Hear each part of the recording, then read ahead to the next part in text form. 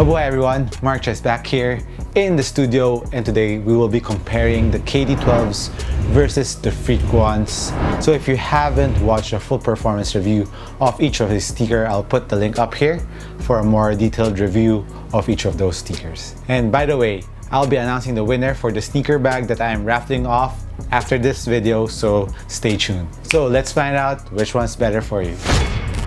So first up, the uppers of both sneakers. Of course, the KD12 features a mesh upper, but it's kind of more on the fuse side. Actually, both of them are fused mesh upper, but just different implementation, different texture. The Freak ones has the honeycomb fused mesh material pattern. KD12s has a more synthetic kind of mesh. Support-wise, they're both very supportive. They don't stretch and they're very durable. Both uppers are very breathable, so you won't have a problem on ventilation. That's a tie for the uppers. As for the fit, of course, the KD12s feature a Thong lacing system. Same with the Zoom Freak one. So both sneakers you can easily wear and customize the fit on where to loosen it up in the forefoot or in the midfoot, whatever pleases you, and they're highly customizable. Now moving on to the back part of the sneaker. Of course, the Freak one is a low-cut sneaker. It has enough ankle Achilles pillows inside, and it has an internal TPU plate which gives heel containment, heel support, and ankle support or protection.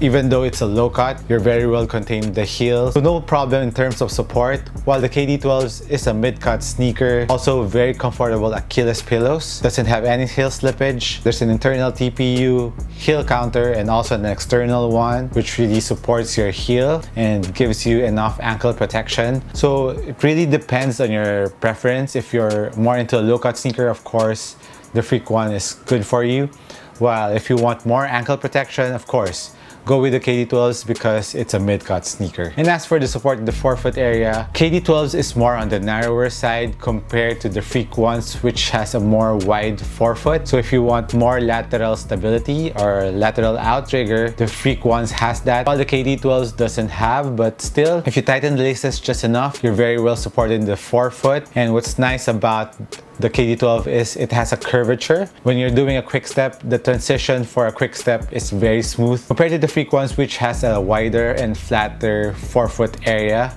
So it really depends on your preference. If you want more stability, of course the Freak one is for you. If you want more explosiveness, if you want to be faster, if you don't mind it not to being too stable because it has a more rounded outsole, the KD12 will offer you that. As for foot containment on both sneakers, the KD12s really contains your foot very well, and it is a very narrow shoe. You won't slip anywhere inside the sneaker. Same as the Freak ones, you're very well contained. It's a bit narrow on the forefoot like the KD12s. I mean, in terms of narrowness, I will give them a tie. And now moving on to the cushion. Of course, the KD12s features one of my favorite cushion setup this year. It's a full-length zoom without the strobo board, while the Freak ones features a heel zoom unit. In the forefoot, there's no zoom, it's just injected Phylon. So for me, I would choose the KD12 any time of day because of that excellent bounciness all throughout your foot. The forefoot, you can really feel the bounciness. Impact protection, the heel is also there. While on the Freak ones, there's not much bounce in the forefoot.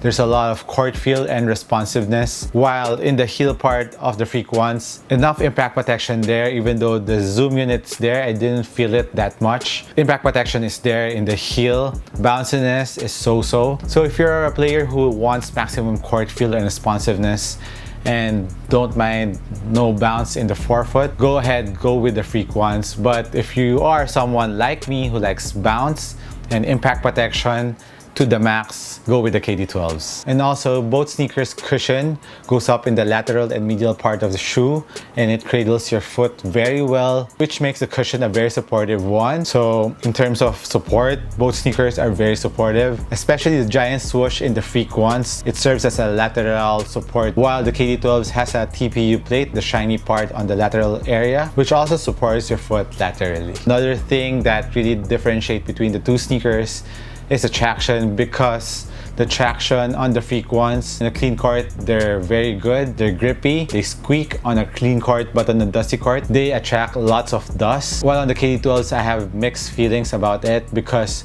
the general release that I had, the black pair, it has excellent traction on the very clean court, but when I used it on a dusty court, similar to the Freak ones, it attracts lots of dust. So what I did is I tried Nike Bayou and made a gum sole out of the KD12s because I really love the cushion setup of the KD12s. And voila! Instantly, the traction becomes a lot better. The solid gum sole on the KD12s is really fantastic on a clean court and even on a dusty court. It doesn't pick up dust that much, and it's an overall very nice traction. So I'm still waiting for other colors of the KD12s to come out with solid rubber outsole. Right now, there's just one, the Golden State colorway with the blue solid outsole, but the eyeball and the first one and the red ones have all translucent outsole, which I don't like. So the traction on a general release sneaker, I would lean a bit more to the Freak ones.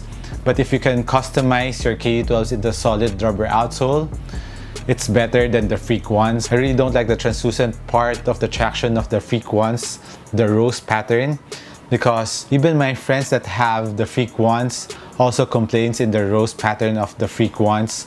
They also slip in that area. So it's just not me, it's a general concern. So if you can get a solid traction on the KD12s, I would go with the KD12s. But if it's translucent, I would lean more to the Freak ones. Because adding to that testimony, my other friend who had this all solid rubber outsole on the Freak ones, he didn't have that much problem with the traction on the rose parts. So I would give a slight advantage on the traction on the Freak ones right now because there's not much solid rubber outsole on the KD12s. So as for the sizing of both sneakers, the Freak ones go true to your size. Similar to the KD12s, go true to your size. For wide footers, maybe go half a size up or full size up, especially on the KD12s because it's narrower compared to the Freak ones. So watch out for that. For the price point, the Freak ones is $6,275 while the KD12s is $7,275. More or less 1,000 pesos difference or $20 difference. Which sneaker would I recommend you? I will still go with the KD12s because of the cushion of the KD12s.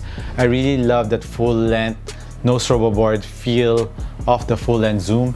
So I would lean more there and I would just get the solid rubber outsole if you're into the general release. Even though the Freak ones have very good responsiveness and of course court feel is very nice, but the fact that you'll be getting on the KD12s is really worth the extra 1,000 pesos. And even though I like the wideness in the forefoot of the Freak ones, I would still choose the KD12s. Raffle winner of the sneaker bag is, drumroll please,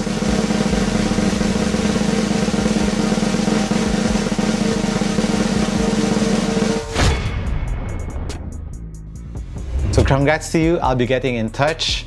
And this has been Marches once again. Thank you for watching this video. Please like and subscribe. Once again, it will go a long way. And I'll catch you on the next one. Peace!